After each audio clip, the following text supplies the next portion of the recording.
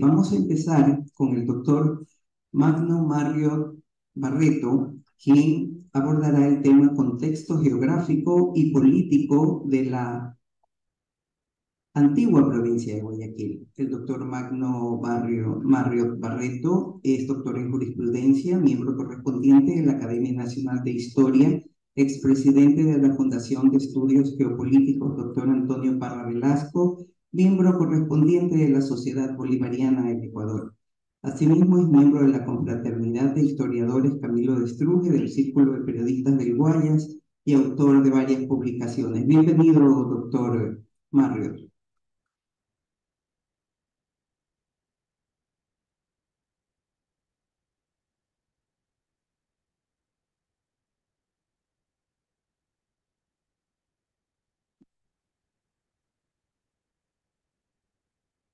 Estimado Magister Hugo Calle,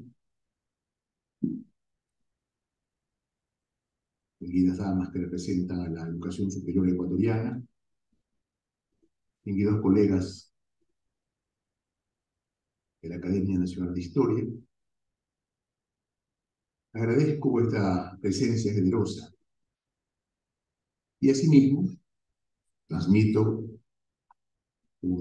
ustedes un saludo de parte de la arquitecta Antonieta Palacios Jara y el directorio y todos y cada uno de los miembros correspondientes de la Academia Nacional de Historia, capítulo Guayaquil. El entorno geográfico y político de la antigua provincia de Guayaquil, nuestro tema de análisis. ¿Qué se entiende por la antigua provincia de Guayaquil? Partamos de esa base. Para lo cual vamos a viajar en el tiempo, vamos a regresar al pasado y vamos a ubicarnos entre el siglo XVI y el siglo XIX. Me invito a viajar al pasado, con el espíritu, con la intelección, con el entusiasmo, de conocer otras épocas, otros tiempos. Partiendo de una base que es el proceso del descubrimiento y la conquista del Nuevo Mundo por parte de Castilla y Aragón, o la corona castellano-aragonesa en el siglo XV, desde el almirante Colón en adelante, la presencia y penetración de Castilla y Aragón en estas tierras americanas actuales, desde el Caribe, de la actual América Central, México y toda América del Sur.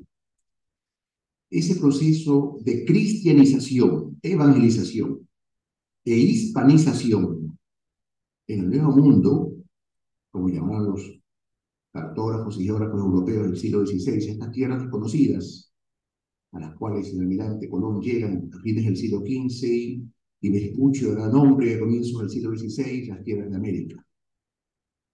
Pero a estas tierras del Nuevo Mundo o de América, Castilla les dio un nombre, les llamó las Indias. Entonces, cuando escuchemos Indias, la legislación indiana, el derecho indiano, la visión cultural indiana, es el criterio que tuvo España o Castilla y Aragón en el siglo XVI, siglo XV y XVI, en relación a estas nuevas regiones inexploradas, no descubiertas de lo que hoy llamamos América. Partamos de esa base.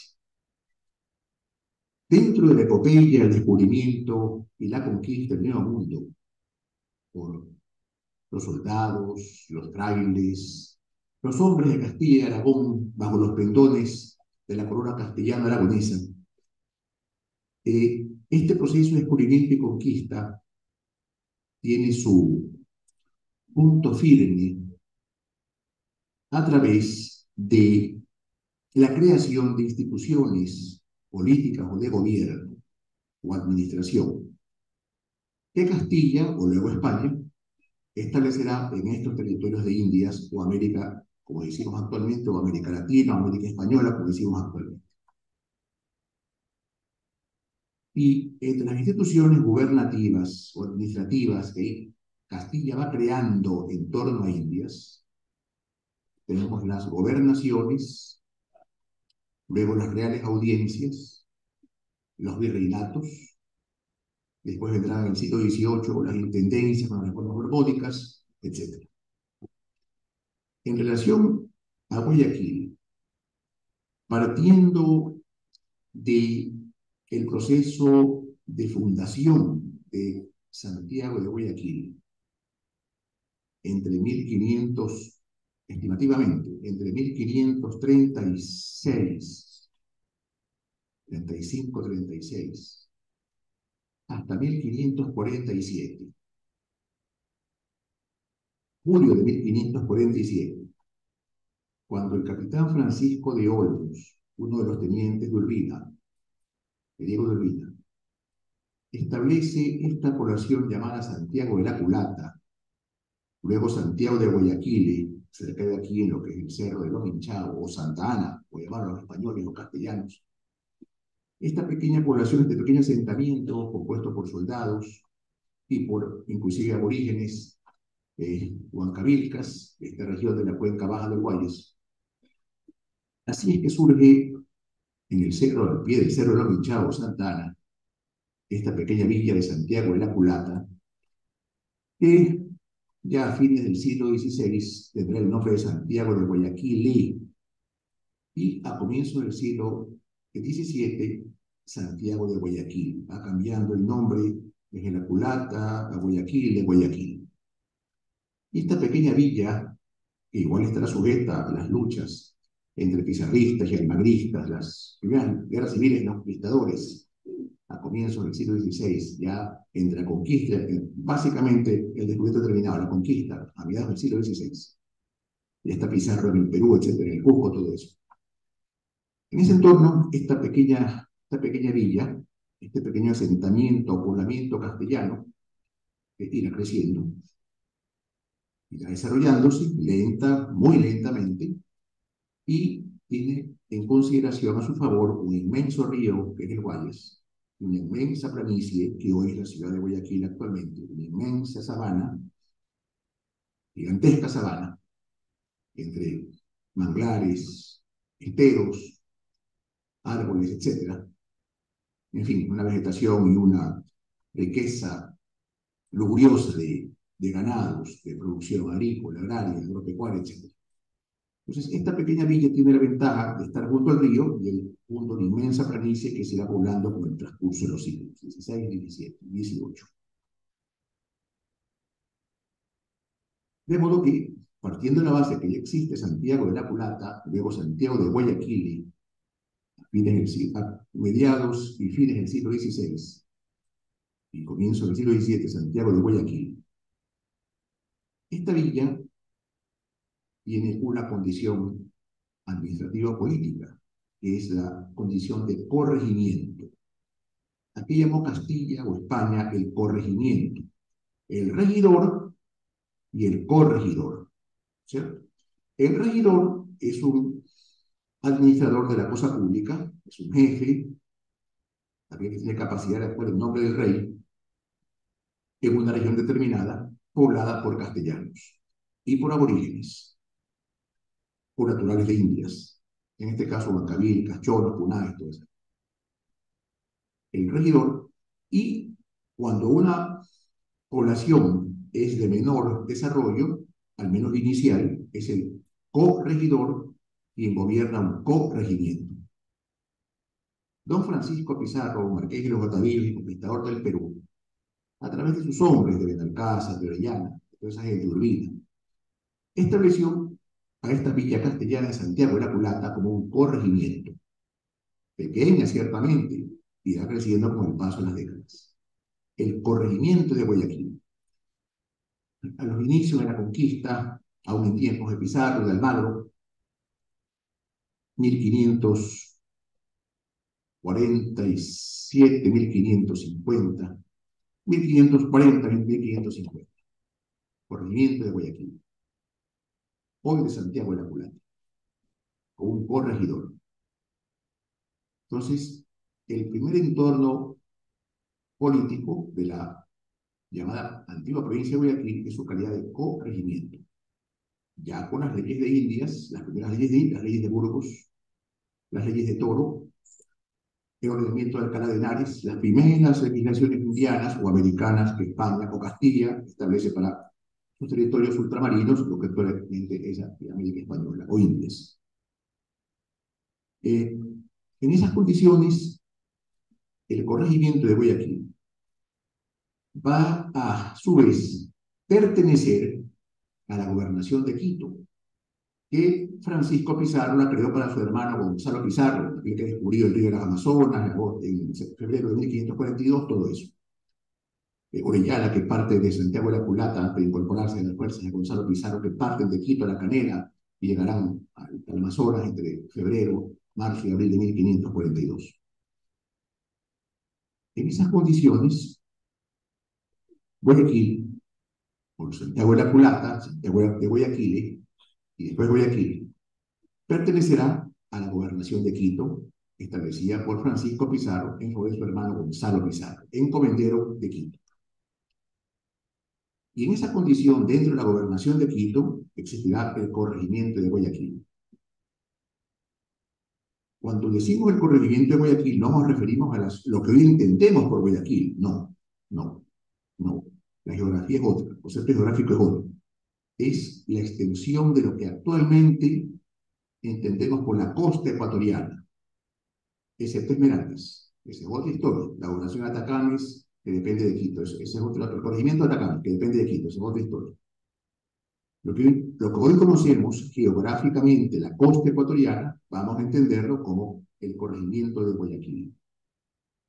Ciertamente, con una ciudad, una pequeña villa, no una ciudad, una pequeña villa, un pequeño asentamiento castellano, que es Santiago de la Culata, o Santiago de Guayaquil, o Guayaquil como su centro, epicentro clave esencial. O lo que hoy sería una suerte de cabecera cantonal en los cantones actuales, Guayaquil. Entonces, está la gobernación de Quito, que va a existir, entre la cual está el corregimiento de Atacames, Esmeraldas y el corregimiento de Guayaquil. También el corregimiento de Cuenca, etc. Esa es otra historia. El 29 de agosto de 1563, un día como hoy, la Majestad Católica de don Felipe II, rey de España, en la Real Villa y Corte de Guadalajara, suscribió un documento sustancial. La Real Cédula de elección o creación de la Real Audiencia de Quito. La Real Audiencia de Quito. Ahí encontramos los orígenes más lejanos, primitivos de lo que hoy es la ecuatorialidad. Y a veces hemos olvidado a la obra civilizadora y grande de España. La hemos olvidado a veces. Está don Felipe II, creando la Real Audiencia de Quito, inmenso territorio que pertenecerá al Virreinato del Perú, que ha sido creado antes, en 1542, por el padre de Felipe II, la Majestad Imperial y Católica de don Carlos V, o primero de España, o de Castilla y Aragón.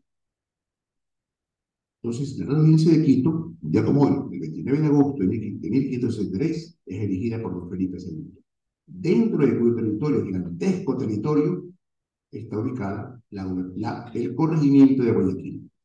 Un territorio gigante desde la punta de Santa Elena hasta el actual Alto Amazonas, en Manaus, en el Brasil, desde el actual Cali, Buga, el norte, lo que es el sur de Colombia, hasta lo que hoy son las selvas peruano-brasileñas, Jaén, Maynas, el norte del Perú, el departamento de Loreto actual, el estado de Amazonas en Brasil, el Perú en Brasil, en fin, un territorio gigante, 1 millón de kilómetros tenía la audiencia de aquí. Entonces, el corregimiento de Guayaquil, a partir de un día como hoy, el 29 de agosto de 1563, es parte de la audiencia de Quito recién elegida, la cual a su vez era parte del Virreinato del Perú, elegido 20 años antes, 25 años antes. El primer espacio que vamos a entender y tener presente es la calidad de corregimiento de Guayaquil. Se va perdiendo el nombre de la conquista, Santiago de la Culata, Santiago de Guayaquil, que parece ser que sí existió el cacique Guayaquile, no me atrevo a afirmarlo, pero parece ser, ahí el nombre Guayaquile, parece ser, y va pronunciándose Guayaquil. Entonces, el corregimiento existirá como tal a partir del siglo XVI, siglo XVII, siglo XVIII. A comienzos del siglo XVIII, hace 2 días, el 27 de agosto de 1707, la Majestad Católica de don Felipe V, rey de España, otorgó al corregimiento de Guayaquil muchas gracias, muchas concesiones, una de las cuales, entre los ramos de tabaco, de ganado, etc., sal, estanco, etc., otorgó una gracia especial, que el corregidor de Guayaquil, que dependía a su vez del presidente de la audiencia de Quito, y esta a su vez dependía del rey de Lima o del Perú, el corregidor de Guayaquil tenga la condición o sea reconocido con el título de gobernador militar. Aún no es un gobernador militar, no, pero el rey le concede esa gracia que el corregidor de Guayaquil sea llamado con el título de gobernador militar. Y el último corregidor de Guayaquil, que se considera el primer gobernador con ese título, sin ser gobernación militar Guayaquil aún, será el sargento mayor Jerónimo de Boza y Avilés. Y transcurrirá así el siglo XVII, el siglo XVIII, hasta que don Carlos III, el gran rey de España, ¿se acuerdan ustedes? Las reformas borbónicas, la Ilustración española, el conde de Aranda, todo eso, conde de Florida Blanca, toda esa gente. Don Carlos III va a dictar en Madrid la Real Cédula de 8 de diciembre de 1562, por la cual erige o convierte al corregimiento de Guayaquil en gobernación militar. Y ahí sí, tal vez con más propiedad que 60 años antes, el corregidor ya va a ser llamado gobernador militar, porque ya no es corregimiento, es gobernación militar. España tuvo una visión administrativa muy singular que hoy ya no la tenemos. En los dominios de Indias, la mayoría de los virreyes, capitanes generales, gobernadores, etc., eran soldados, eran militares. Pero cuando estudiamos y revisamos el virreinato de la Nueva España, el virreinato del Perú, el virreinato del Plata, el general de los Reales Ejércitos, brigadier general, capitán general, una concepción administrativa y política muy especial, de que España otorgaba la calidad de funcionarios administrativos a generales, a soldados. Hoy esa visión ya no la tenemos. A nadie se le ocurriría que el comandante de la segunda zona militar sea alcalde de Guayaquil. No, pero en el siglo XVIII español sí era así se pensaba España. Entonces, la gobernación militar tenía una razón de ser. Los dominios de España en Indias ya habían sido víctimas de los ingleses, los holandeses, los franceses, ya habían llegado a estas tierras atacando las posiciones de España en Indias, hugonotes, luteranos, toda esa gente de la reforma protestante de Europa en el siglo XVI. Y España responde a los ataques de las potencias adversarias. Por eso una necesidad de crear una gobernación militar en esta parte del norte de Sudamérica, que para 1761, 2, 3, ya pertenecía al Virreinato de la Nueva Granada. El Virreinato de la Nueva Granada fue erigido en 1717, suprimido en 1723, restablecido en 1774. Entre esas supresiones y resurrecciones, ese vaivén, bueno, la Radio Audiencia de Quito también sufre el vaivén entre el Perú y Bogotá, entre Lima y Bogotá, entre el Virreinato de Nueva Granada y el Virreinato del Perú. El hecho es que para 1734, la monarquía española define el Virreinato de la Nueva Granada, en la cual se incluye la Real Audiencia de Quito y en ese momento el corregimiento de Guayaquil. De modo que en 1763, cuando Carlos III crea la gobernación militar de Guayaquil, esta pertenece ciertamente a la provincia de Quito, que ya es parte del virreinato de la Nueva Granada, las actuales Venezuela, Guyana, digamos, Venezuela, Colombia, Panamá, Ecuador, las selvas y Perú y Brasil. Virreinato de la Nueva Granada. Norte del Perú me refiero, porque sigue existiendo el virreinato del Perú, que se extendía por los actuales Perú, Bolivia y la Capitanía General de Chile. Después, a fines del siglo XVIII, se creará el virreinato del Río de la Plata. Esa es otra historia. Pero en 1763, al constituirse la gobernación militar de Guayaquil, esta pertenece al virreinato de la Nueva Granada, ya no del Perú. Y el hecho es que llegó a Guayaquil como primer gobernador militar el brigadier general de los Reales Ejércitos, Juan Antonio de Zelaya y Vergara. Zelaya será el gobernador que enfrenta el incendio o el fuego grande de 1773, la expulsión de los jesuitas en 1768, le pasaron algunas cosas. Y la gobernación militar de Guayaquil se extendía, hacia los límites del antiguo corregimiento, se extendía por actualmente la costa ecuatoriana. Eso no va a variar. Las actuales, toda la costa, excepto Esmeraldas, desde la punta de Santa Elena hasta cerca de Guaranda. La gobernación militar española de Guayaquil. El primer gobernador que llega a Guayaquil, el brigadier general de los Reales Ejércitos, Juan Antonio de Zelaya y Vergara. Y seguirá existiendo la gobernación militar hasta el 8 de octubre de 1820 con el general Pascual Rivero de Salavarría, quien tuvo que enfrentar el 9 de octubre de 1800. Entonces, la provincia, o la antigua provincia de Guayaquil, tiene su primer espacio, que es el corregimiento, siglo XVI, siglo XVIII, la gobernación militar, siglo XVIII a siglo XIX, 1820, la gobernación militar. Entonces, esa mezcla administrativa, militar, esa mezcla de guerra y política y administración pública, propia de la visión española, propia de los imperios se gobiernan con administración, también con armas. Eso es una constante de la historia. El hecho es que ya tenemos definida la situación del corregimiento de Guayaquil, la gobernación militar española de Guayaquil. Y en esas condiciones, ya para 1808, la invasión napoleónico-francesa de España, las aplicaciones de Bayona de Carlos IV y su hijo Fernando VII, la presencia de extranjero, José Bonaparte, hermano de Napoleón, emperador de los franceses, como rey de España, imagínense, un rey intruso, un francés, en 1808, la guerra de independencia española, etcétera, etcétera.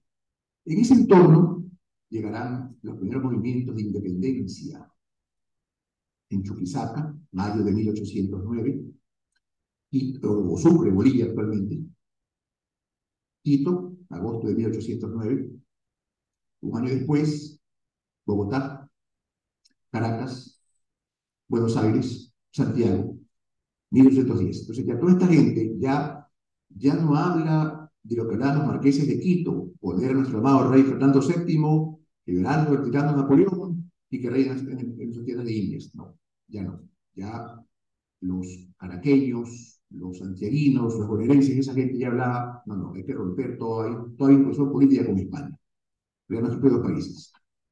Y surge el concepto de independencia, porque está maduro, ya más depurado, perfeccionado, más concretizado el concepto de independencia, romper los vínculos políticos con España. Y así transcurrirán las guerras de la independencia. Ahí surge Bolívar, surge San Martín, surge toda esa gente. En fin, los grandes hombres de la independencia, Sucre, O'Higgins, las grandes batallas de la independencia, comienzo del siglo XIX, 1809, 10, 1824, hasta Ayacucho. En esas condiciones, en ese entorno de 1815, 16,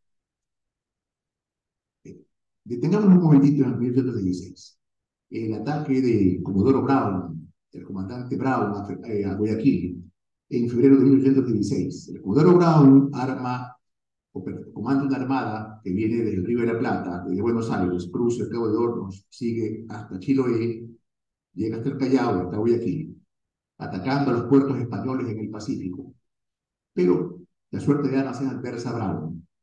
Y Brown, que fue un militar brillante, los grandes hombres de la independencia de la historia argentina, sufre su primera derrota en Guayaquil. Derrotado, capturado, tuvo que negociar su libertad personal, sus buques varados en el Guayas, sus hombres capturados o asesinados en batalla por los guayaquileños.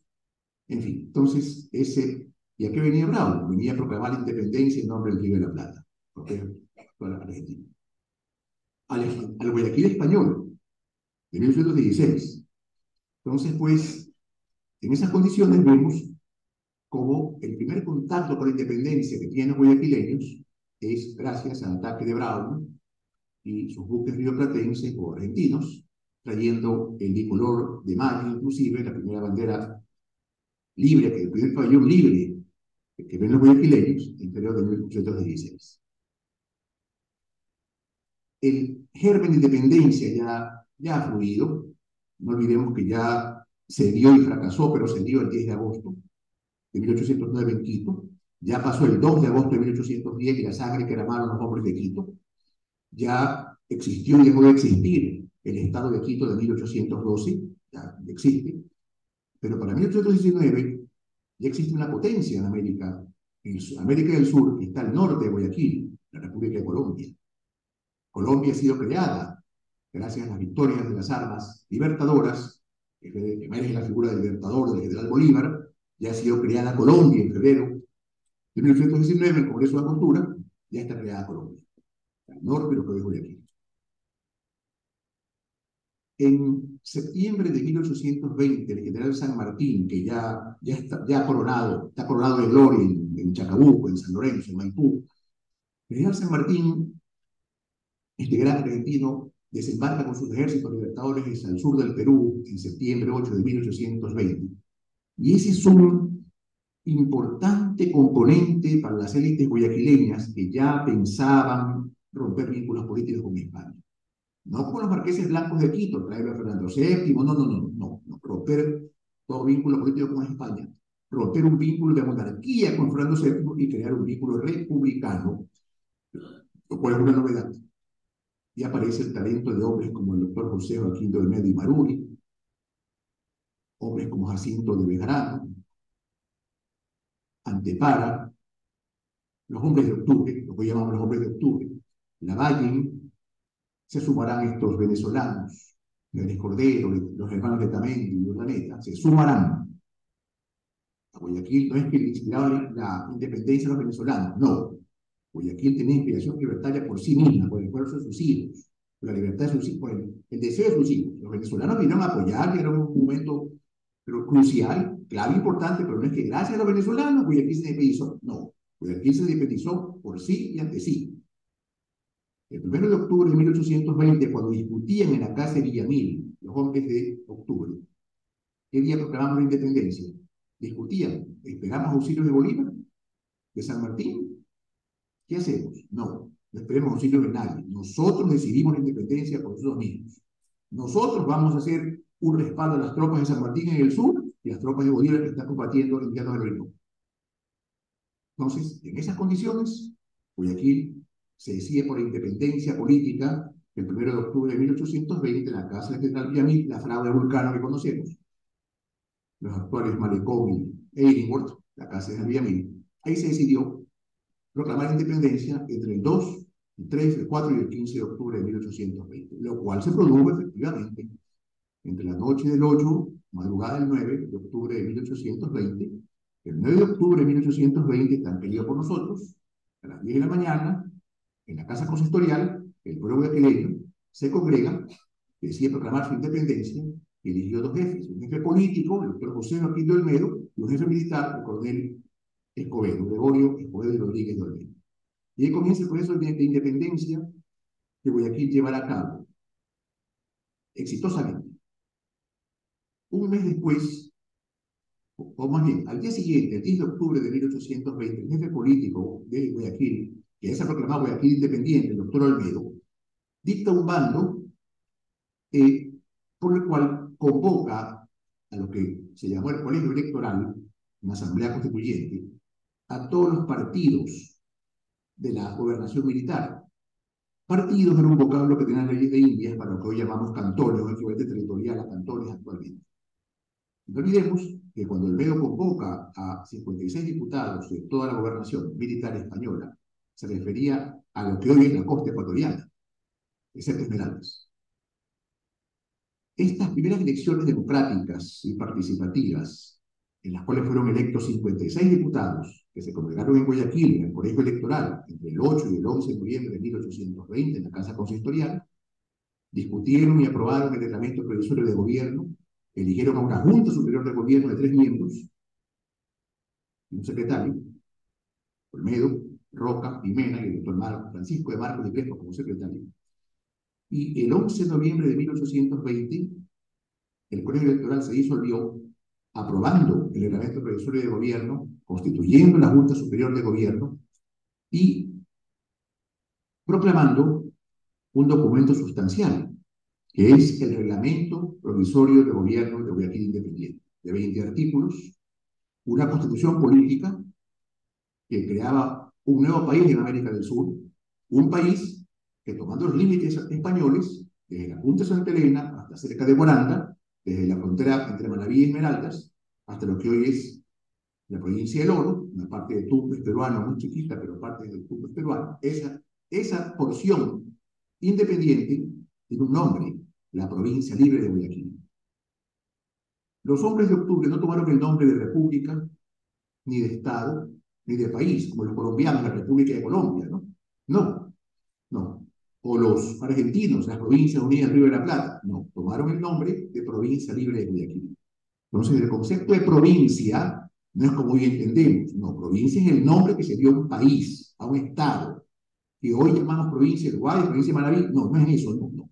El concepto de provincia, provincia libre de Guayaquil, es el título que le otorgó el artículo 1 del reglamento provisorio de gobierno de Guayaquil Independiente, en vigencia desde el 11 de noviembre de 1820, con el cual gobernó Olmedo por casi 2 años.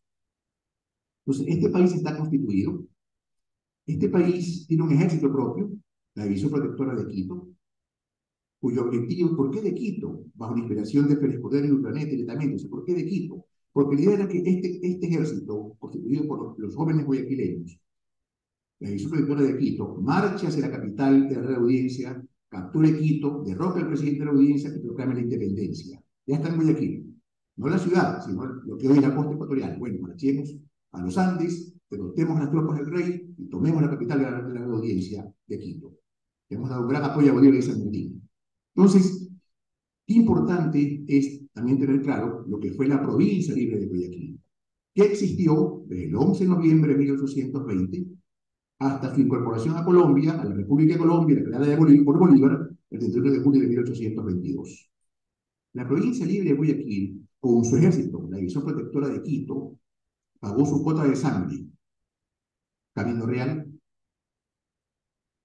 Tanizagua, el primer Huachi, Tanizagua, Cone, segundo Huachi, y finalmente Pichincha.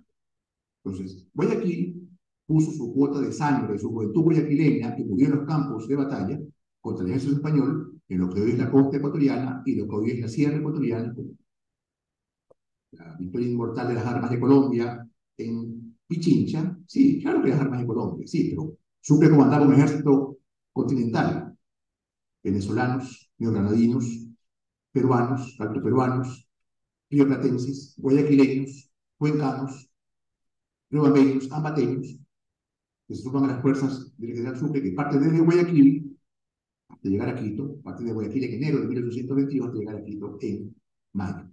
Entonces Guayaquil pagó su cuota de sangre, contribuyó con la independencia, fue un territorio libre, la provincia libre de Guayaquil, hasta la circunstancia de que el general Bolívar, después de Pichincha, llega a Guayaquil y su presencia y sus movimientos logran la incorporación de Guayaquil a Colombia en el segundo colegio electoral de la provincia, que se inició el 30 de julio y terminó el 31 de julio de 1822. Ese día, la provincia de Guayaquil dejó de existir y pasó a ser departamento de Colombia. El 4 de agosto de 1822, el general Bolívar dictó el decreto por el cual Guayaquil pasó a ser departamento de Colombia y designó al general Bartolomé Salón, primer intendente del departamento colombiano de Guayaquil. Por existirá hasta mayo de 1830, 19 de mayo de 1830, y en el cual los padres de familia de Guayaquil deciden sumarse a los sucesos de Quito el 13 de mayo, que constituyen el origen de lo que será el Ecuador entre agosto y septiembre de 1830. Entonces vemos cómo los orígenes del Ecuador, se encuentran en la Real Audiencia de Quito, con Guayaquil presente. Más aún, vemos la importancia de Guayaquil en los siglos españoles o coloniales, la importancia de Guayaquil en la independencia de Sudamérica, fundamental, y la importancia de Guayaquil en los orígenes del Ecuador.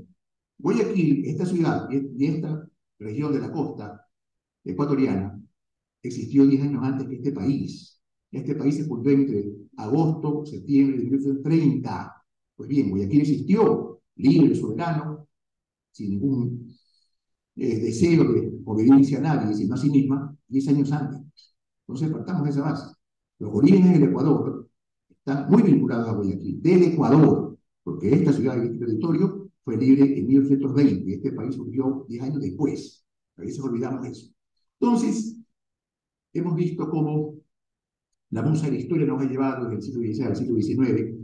Hemos visto cómo la antigua provincia de Guayaquil, en lo político, en lo geográfico, en lo administrativo, tuvo tanta trascendencia en el mundo español y en el mundo americano y en el mundo de la independencia y lo que es el mundo ecuatoriano, que debemos pensar y repensar el rol de Guayaquil y hoy, en función de los intereses nacionales, pensando que ese pasado lo podemos revitalizar, revivir, reimpulsar, a su vez, en función de un futuro mejor.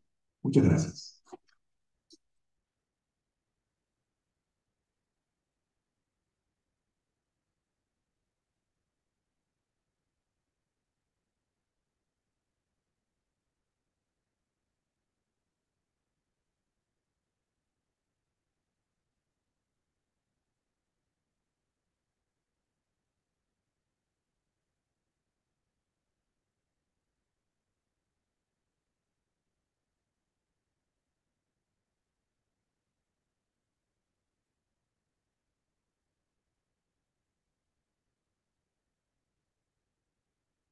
Muy bien, muchas gracias, doctor Magno Marriott. Hemos dispuesto un pequeño margen de 10 minutos para consultas del público. Si ustedes recibieron un papelito, pueden hacerlo a través del papelito y entregarlo a las compañeras. O si tienen ya una inquietud, podrían plantearla también. Les pasaríamos el micrófono y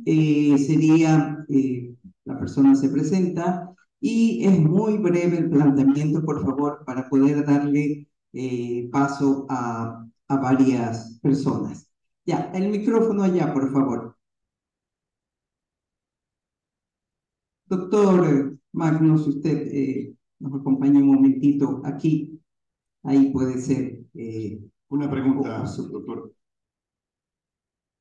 Saludos.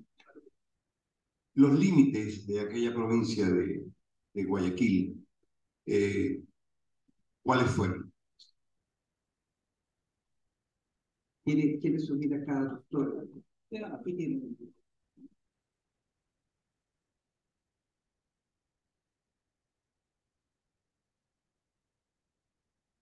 Los límites iniciales, primeros, primitivos,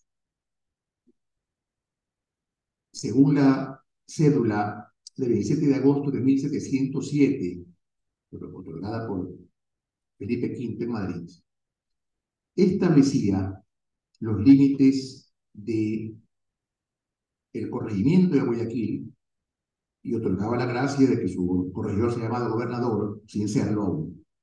Establecía esos límites en lo que actualmente es la costa ecuatoriana, excepto Esmeraldas. Incluía partidos como Puná, como Balao, como Machala, como el norte, como Canoa, Achode, Puerto Viejo. De modo que el equivalente a la costa ecuatoriana actual, excepto Esmeraldas o el corregimiento de Matacames, es la primera base territorial de lo que vamos a entender como antigua provincia de Guayaquil.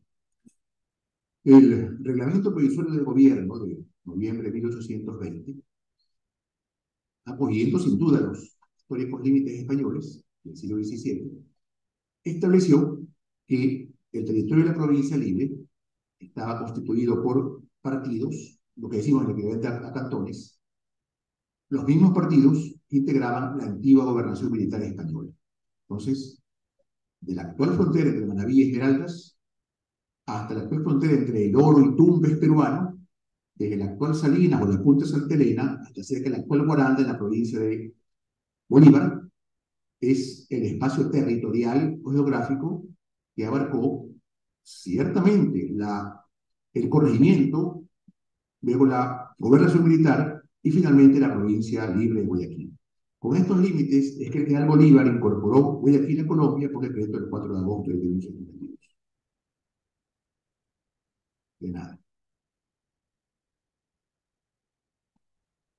Doctor, ¿por qué se dice que fue poco cruenta la independencia de Guayaquil, 9 de octubre de 1820?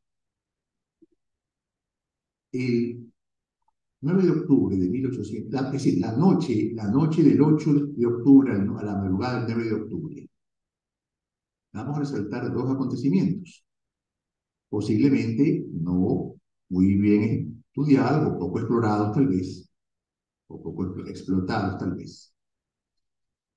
Cuando Urdaneta y Félix Cordero van al escuadrón de caballería de Daule, aquí frente al Club de la Unión, en Malecón. Esta gente, los soldados del Daule, comandados por Escobedo, proclaman la independencia con vivas a la patria, mueras al rey. Y el comandante Joaquín Magallanes, que estaba dormido, se levanta, este grito, esta algarabía, ¿qué pasa? Escucha con sus soldados y todavía con pijama, toma su revólver y su espada y sale.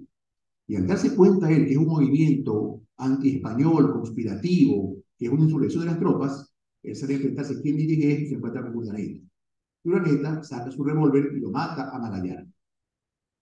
Al amanecer, ya del 9 de octubre, con las primeras luces del día, el general Villamil le pregunta a Urdaneta: Luis, ¿usted por qué no mató a Magallanes? General, si yo no hubiera actuado como actué, mía hubiera sido la suerte de Magallanes. Si no, yo no lo daba primero, Magallanes me daba a mí. Primer derramamiento de sangre. Segundo, en la versión del teniente Martínez del Campo, que estuvo posiblemente dormida, no quiero decir escondida, pero sí dormida durante 2 siglos en Madrid, porque la monarquía española y el rey del Perú ordenó, el rey de la Pezuela ordenó una investigación militar. ¿Cómo es posible que hemos perdido Guayaquil? El gobernador militar Liberis Olavarría, que será prisionero de San Martín. Pero aquí hubo una insurrección, aquí hemos perdido Guayaquil. Se armó un expediente militar, un expediente administrativo contra los comandantes de las guarniciones de Guayaquil. El escuadrón Daule, que ya estaba perdido porque era gente de Escobedo, en fin. Pero se armó contra los oficiales españoles un expediente administrativo. Responda por qué perdimos esa plaza. Este expediente que se llevó en Lima tuvo muchos actos y sigue en Madrid. En ese expediente se cuenta que al intentar Félix Cordero y sus muchachos, una gente muy joven, en la madrugada del 9 de octubre, tomar la batería de San Carlos, las personas, los soldados que guarnecían San Carlos, abren fuego y se produce un cruce de fuego que causó bajas tanto en los hombres de Félix Cordero como en la guarnición que justamente guarnecía el fuerte de San Carlos.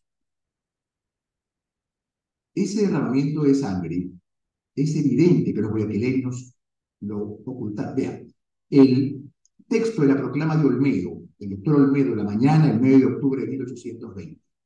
Guayaquileños, el hermoso estandarte de la libertad tremolo en todos los puntos de la patria. Un orden sin igual ha precedido la votación de gobierno. Ni un crimen, ni una gota de sangre ha salpicado a los hijos de la libertad. No, no. Olmedo lo está decorando, lo está adornando con la lírica y la cultura que tenía Olmedo, pero no. Los guayaquileños silencian ese suceso porque la mayoría de víctimas no fueron guayaquileños, fueron los soldados que abastecían las cruces. O sea, murieron ellos, nosotros no. Entonces, es muy posible, por esa interpretación, siempre hemos pensado lo poco cruento que fue el 9 de octubre. Pero sí fue cruento. Sí fue cruento. Que nosotros los hemos dejado pasar por alto otra cosa. Vea, el comandante Magallanes fue sepultado con un reducidísimo cortejo aquí en la antigua iglesia de San Agustín, donde está el museo municipal, ahorita con eso estaba San Agustín. No, bueno, no fue sepultado en lo que es la catedral, la iglesia matriz. Un pequeñísimo cortejo. Porque mientras Guayaquil se daba su independencia, nadie se acordaba porque había muerto Magallanes. A nadie le importó eso. Él fue acompañado a su última morada por 4 o 5 personas. Entonces, es evidente que los guayaquileños y su historiografía inclusive han resaltado el heroísmo y la victoria de los hombres de octubre, porque ellos ganaron, derrotaron a los españoles. Pero las víctimas españolas están olvidadas, están marginadas, por decir así, silenciadas. Entonces, de allí es lo que afirmamos que fue poco cruento el 9 de octubre. No, sí fue cruento. No, por supuesto, no fue una batalla como Pichincha, como Ayacucho, como Boyacá, no fue una batalla, pero hubo enfrentamiento y hubo derramamiento de sangre, porque la postre era un cambio violento del orden político, ¿no? Del orden público. ¿Estás satisfecha?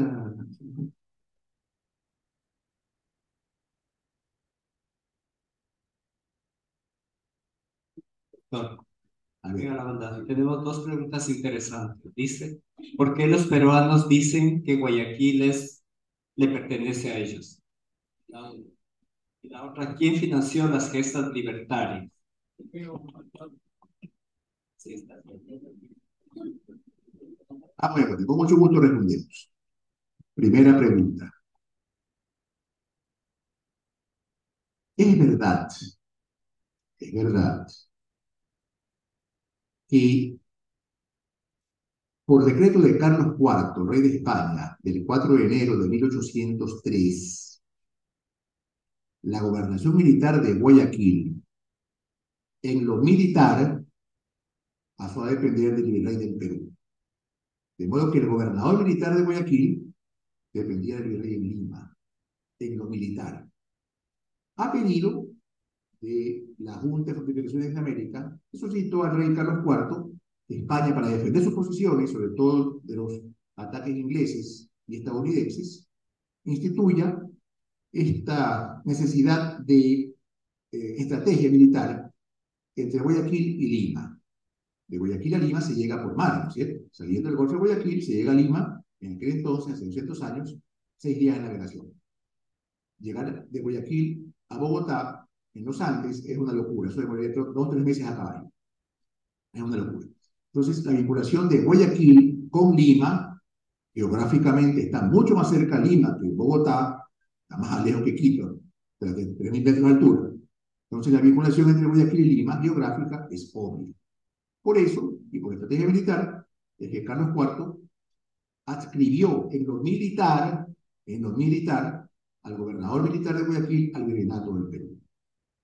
Esa es una interpretación que permite a ciertas opiniones de la historiografía peruana, a la opinión culta peruana, asumir que Guayaquil fue peruano. No, Guayaquil, a ver.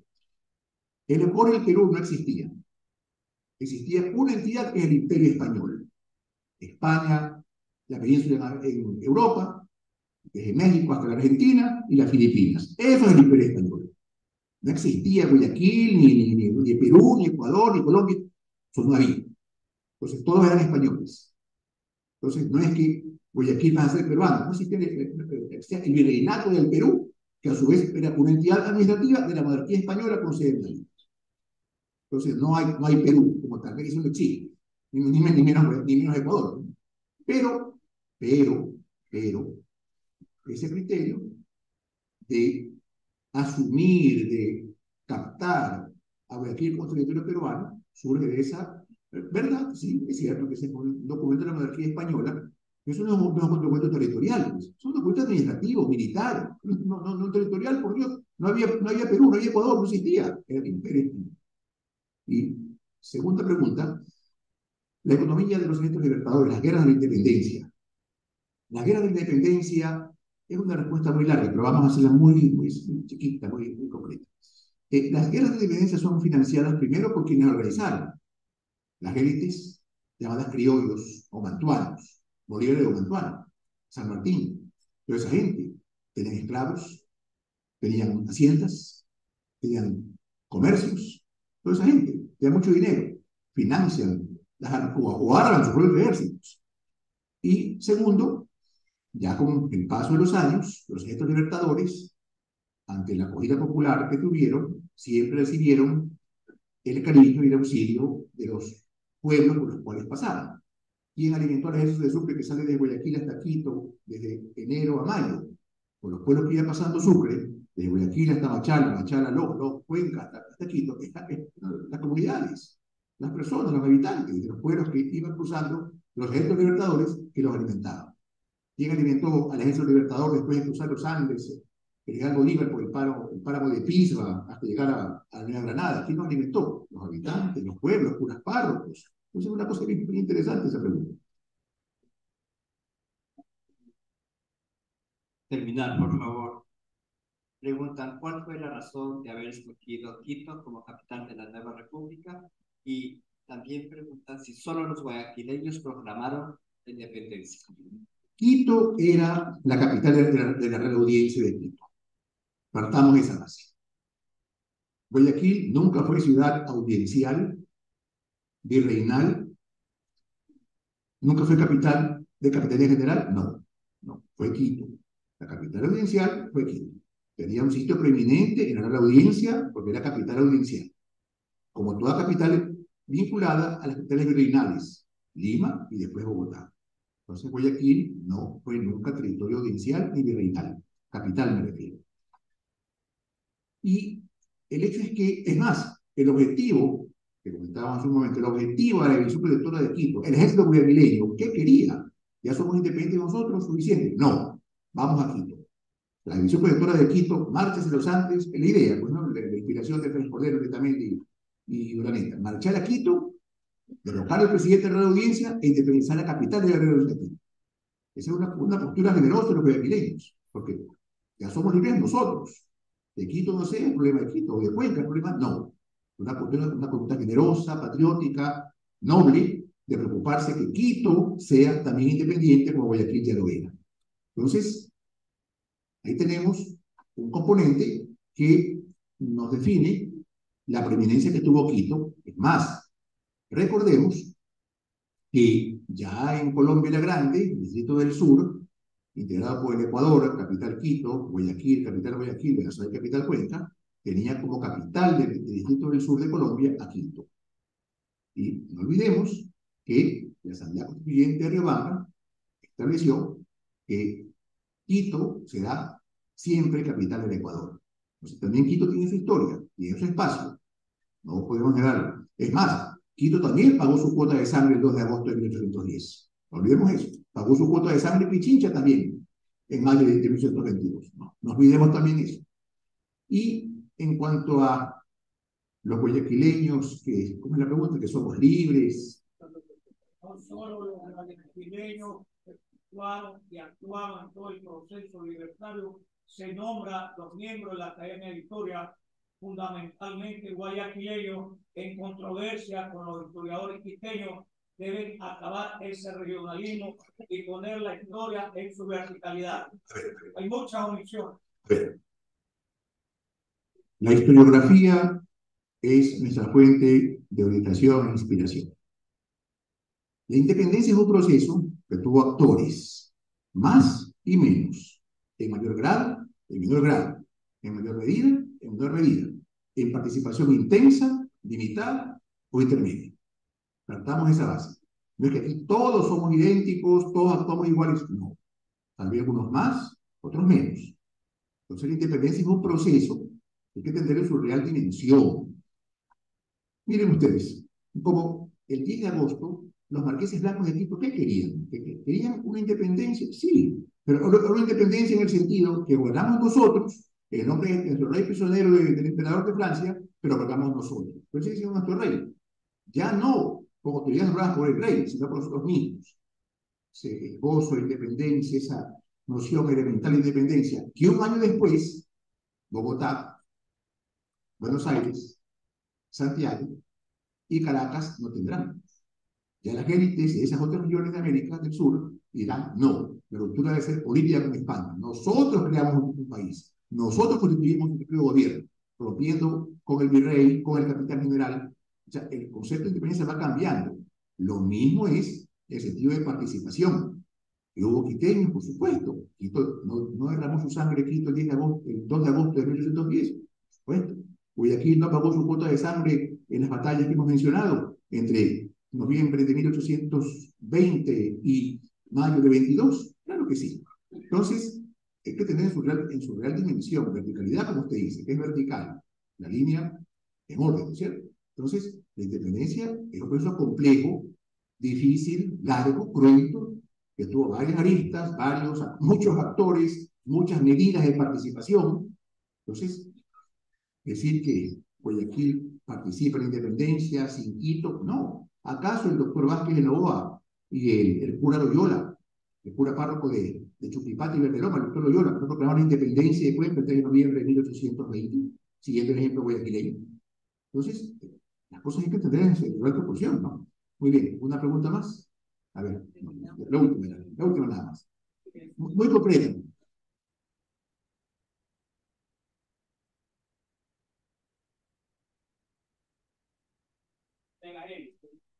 Pero mi pregunta es, ¿qué pasó con el indígena, con los aborígenes? Esclavitud. A ver, ese vocablo esclavitud, no. Esclavitud, la única esclavitud que existió en el Imperio Español fue la esclavitud negra. Nada más. No, eso hizo los indígenas, no. Esclavitud, no. Vea, si bien es cierto, las élites crean la independencia, no es para menos. Pues. Las élites hablaban francés, discutían sobre Voltaire, Diderot, Santo Tomás de Aquino, San Buenaventura, por Dios, las élites iban a las universidades de Quito, Santo Tomás de Aquino, San Fulgencio, San Gregorio. Entonces hay que tener su dimensión. Las personas con ilustración, con cultura, con preparación, que hasta leen francés, esta gente es que analiza, piensa, estudia. Aquellos del Estado llano, que están en esa condición, se sumaron, también pasó algo especial, se sumaron a los movimientos independentistas o libertadores, porque vieron con agrado la independencia. Pero no en toda la América fue igual. En el Perú y en el Alto Perú, ya inclusive proclamar la independencia por San Martín, inclusive ya después de Junín, después de Ayacucho, hubo comunidades indígenas en el Perú y en el Alto Perú, en Pasto, aquí en Pasto, cerca del Ecuador, en Pasto, el sentimiento de esos pueblos, el Estado llano me refiero, indígenas, comunidades negras, comunidades mestizas, era un sentimiento monárquico, a favor de España. A favor de España. Entonces, no es que todos estaban aplaudiendo la independencia. La inmensa mayoría, sí, pero usted me pregunta de que muchas veces los habitantes del Estado llano vieron con alegría la independencia, no siempre. No siempre. Que ya fue es que la independencia ya para 1822 era una realidad. Por eso, las élites peruanas no querían la independencia, pero viendo que ya es una realidad, que ya llegó San Martín, que ya la proclamó, que ya existe Colombia, el Río de la Plata, Chile, México. ¿Quién es el último país que proclama la independencia? El Perú, ¿cierto? El relato del Perú. Las élites peruanas no querían la independencia, querían seguir su vida de marqueses, de condes, pensando que Lima era un Madrid chiquito. Pero en un momento dado, que eso ya era inaceptable, la independencia es un hecho, no la podemos negar. Pero, si bien es cierto, no es imposible negar que la independencia tuvo una gran aceptación popular y social, inclusive en el Estado llano. No es menos cierto que no siempre fue así. Hubo regiones, como Pasto, como el Alto Perú, que la independencia la aceptaron a las bravas. A las bravas. Entonces, ese es un tema también, parte de la complejidad de lo que estamos analizando.